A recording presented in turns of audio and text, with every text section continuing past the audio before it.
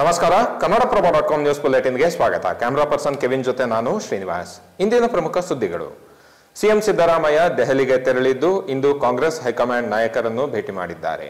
ಲೋಕಸಭೆ ವಿಪಕ್ಷ ನಾಯಕರು ಆಗಿರುವ ಕಾಂಗ್ರೆಸ್ ನಾಯಕ ರಾಹುಲ್ ಗಾಂಧಿ ಅವರೊಂದಿಗೆ ಸಿದ್ದರಾಮಯ್ಯ ಚರ್ಚೆ ನಡೆಸಿದ್ದು ಸಚಿವ ಸಂಪುಟ ಪುನರ್ರಚನೆಗೆ ರಾಹುಲ್ ಗಾಂಧಿ ಒಪ್ಪಿಗೆ ಸೂಚಿಸಿದ್ದಾರೆ.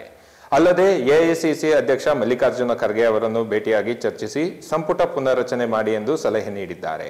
ಈ ಹಿನ್ನೆಲೆಯಲ್ಲಿ ಸಿಎಂ ಸಿದ್ದರಾಮಯ್ಯ ಸೋಮವಾರ ಎಐಸಿಸಿ ಅಧ್ಯಕ್ಷ ಮಲ್ಲಿಕಾರ್ಜುನ ಖರ್ಗೆ ಹಾಗೂ ಪ್ರಧಾನ ಕಾರ್ಯದರ್ಶಿ ವೇಣುಗೋಪಾಲ್ ಅವರನ್ನು ಭೇಟಿ ಮಾಡಿ ಚರ್ಚೆ ನಡೆಸಲಿದ್ದಾರೆ. ರಾಜ್ಯದಲ್ಲಿ 8 ರಿಂದ 10 ಸಚಿವರಿಗೆ ಕೊಕ್ ನೀಡುವ ಸಾಧ್ಯತೆ ಇದೆ. ಯಾರನ್ನು ಸಚಿವ ಸ್ಥಾನದಿಂದ ಕೆಳಗಿಳಿಸುತ್ತಾರೆ ಎಂಬ ಕುತೂಹಲ ಮೂಡಿದೆ. ಇನ್ನು ಸಚಿವ ಸಂಪುಟ ಪುನರ್ರಚನೆಗೆ ಹೈಕಮಾಂಡ್ ಒಪ್ಪಿಗೆ ಸೂಚಿಸಿರುವುದರಿಂದ ಬಿಹಾರ ಚುನಾವಣೆಯ ನಂತರ ರಾಜ್ಯದಲ್ಲಿ ನವೆಂಬರ್ ಕ್ರಾಂತಿ ನಡೆಯಲಿದೆ ಎಂಬ ಊಹಾಪೋಹಗಳಿಗೆ ತೆರೆ ಬಿದ್ದಿದೆ. ಶುಕ್ರವಾರ ನಿಧನರಾದ ಪದ್ಮಶ್ರೀ ಪ್ರಶಸ್ತಿ ಪುರಸ್ಕೃತೆ ಸಾಲುಮರದ ತಿಮ್ಮಕ್ಕ ಅವರ ಅಂತ್ಯಕ್ರಿಯೆ ಇಂದು ಬೆಂಗಳೂರಿನ ಜ್ಞಾನಭಾರತಿ ಕಲಾಗ್ರಾಮದಲ್ಲಿ ಸಕಲ ಸರ್ಕಾರಿ ಗೌರವಗಳೊಂದಿಗೆ ನಡೆಯಿತು. 3 ಸುತ್ತು ಕುಶಾಲತೋಪು ಸಿಡಿಸುವ ಮೂಲಕ ಪೊಲೀಸರು ತಿಮ್ಮಕ್ಕ ಅವರಿಗೆ ವಿಶೇಷ ಗೌರವ ಸಲ್ಲಿಸಿದರು. ಗೃಹ ಸಚಿವ ಡಾಕ್ಟರ್ ಜಿ ಪರಮೇಶ್ವರ್ ಹಾಗೂ ಅರಣ್ಯ ಸಚಿವ ಈಶ್ವರ್ ಖಂಡ್ರೆ ಸೇರಿದಂತೆ ಹಲವು ಗಣ್ಯರು ವೃಕ್ಷ ಮಾತೆಗೆ ಅಂತಿಮ ಗೌರವ ಸಲ್ಲಿಸಿದರು.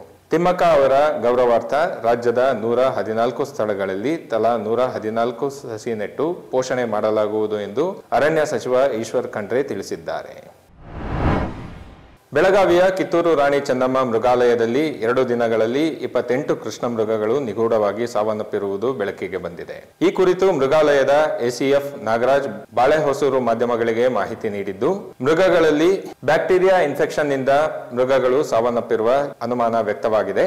ಆದರೆ ನಿಜವಾದ ಕಾರಣ ಇನ್ನೂ ತಿಳಿದು ಬಂದಿಲ್ಲ. ಸಾವಿನ ಹಿಂದಿನ ಕಾರಣವನ್ನು ಕಂಡುಹಿಡಿಯಲು ಬೆಂಗಳೂರಿನ ಬನ್ನೇರುಘಟ್ಟ ಪ್ರಾಣಿಶಾಸ್ತ್ರ ಉದ್ಯಾನವನದ ಅಧಿಕಾರಿಗಳಿಗೆ ಮಾದರಿಯನ್ನು ಕಳುಹಿಸಿದ್ದೇವೆ ಎಂದು ಹೇಳಿದ್ದಾರೆ. ಕರ್ನಾಟಕ ಅರಣ್ಯ ಸಚಿವ ಈಶ್ವರ್ ಖಂಡ್ರೆ ಸಾವಿನ ಬಗ್ಗೆ ತನಿಖೆಗೆ ಆದೇಶಿಸಿದ್ದು, ಘಟನೆ ಬಗ್ಗೆ ಕಳವಳ ವ್ಯಕ್ತಪಡಿಸಿದ್ದಾರೆ. ನೆರೆಯ ರಾಜ್ಯವಾದ ತಮಿಳುನಾಡಿನಲ್ಲಿ ಕಲಬೆರಕೆ ತುಪ್ಪವನ್ನು ಉತ್ಪಾದಿಸಿ ನಕಲಿ ನಂದಿನಿ ಬ್ರ್ಯಾಂಡ್ ಸ್ಯಾಚೆಟ್ಗಳನ್ನು ಮತ್ತು ಪ್ಲಾಸ್ಟಿಕ್ ಬಾಟಲಿಗಳಲ್ಲಿ ತುಂಬಿಸಿ ಬೆಂಗಳೂರಿನಾದ್ಯಂತ ಮಾರಾಟ ಮಾಡುತ್ತಿದ್ದ ದೊಡ್ಡ ಜಾಲವೊಂದನ್ನು ಕೆಎಂಎಫ್ ವಿಜಿಲೆನ್ಸ್ ವಿಂಗ್ ಮತ್ತು ಕೇಂದ್ರ ಅಪರಾಧ ವಿಭಾಗದ ಅಧಿಕಾರಿಗಳು ಜಂಟಿ ಕಾರ್ಯಾಚರಣೆಯಲ್ಲಿ ಭೇದಿಸಿದ್ದಾರೆ. ಕೆಎಂಎಫ್ ವಿತರಕ, ಅವರ ಮಗ ಮತ್ತು ಇತರ 2 ಸೇರಿದಂತೆ 4 ಆರೋಪಿಗಳನ್ನು ಬಂಧಿಸಲಾಗಿದೆ.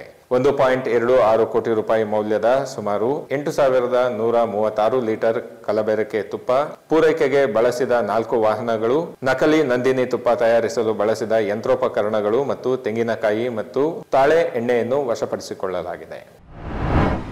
2022ರಲ್ಲಿ ಭೇಟಿಯಾದ ಉದ್ಯಮಿಯೊಬ್ಬ ಲೈಂಗಿಕ ಕಿರುಕುಳ ನೀಡಿದ್ದಾರೆ ಎಂದು ಕನ್ನಡ ಚಲನಚಿತ್ರ ನಟಿಯೊಬ್ಬರು ನೀಡಿದ ದೂರಿನ ಆಧಾರದಲ್ಲಿ ಉದ್ಯಮಿ ನಿರ್ಮಾಪಕ ಅರವಿಂದ್ ವೆಂಕಟೇಶ್ ರೆಡ್ಡಿ ಅವರನ್ನು ಬಂಧಿಸಲಾಗಿದೆ.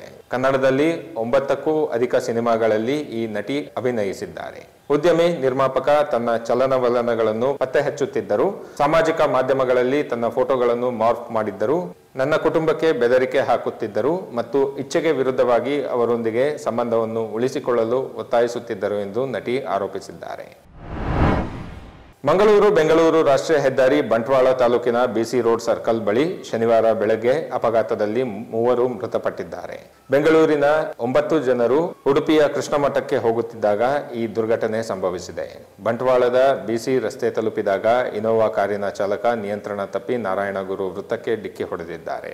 ಪರಿಣಾಮವಾಗಿ 9 ಜನರಲ್ಲಿ 3 ಸ್ಥಳದಲ್ಲೇ ಸಾವನ್ನಪ್ಪಿದ್ದಾರೆ. 6 ಮಂದಿ ತೀವ್ರ ಗಾಯಗೊಂಡಿದ್ದು ಸ್ಥಳೀಯ ಆಸ್ಪತ್ರೆಗೆ ದಾಖಲಿಸಲಾಗಿದೆ. ಇವು ಇಂದಿನ ಪ್ರಮುಖ ಸುದ್ದಿಗಳು. ವಿವರವಾದ ಸುದ್ದಿಗಳಿಗಾಗಿ ಕನ್ನಡಪ್ರಭ.com ನೋಡಿ. ನಮಸ್ಕಾರ.